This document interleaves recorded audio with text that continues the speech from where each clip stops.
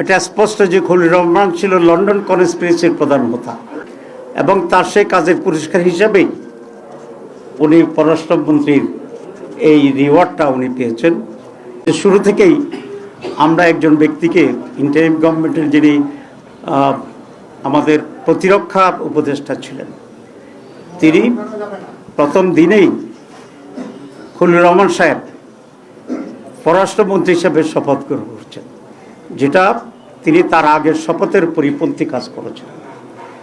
এখানে এটা স্পষ্ট যে খলিল রহমান ছিল লন্ডন কনস্পিরেসির প্রধান হোতা এবং সেখান থেকে তিনি সরকারকে মোটিভেট করে ষড়যন্ত্র করে বর্তমান যারা সরকারে আছেন তাদেরকে সুবিধা দেওয়ার জন্যই উনি অব্যাহতভাবে কাজ করেছিলেন এবং তার সেই কাজের পুরস্কার হিসাবেই উনি পররাষ্ট্রমন্ত্রীর এই রিওয়ার্ডটা উনি পেয়েছেন।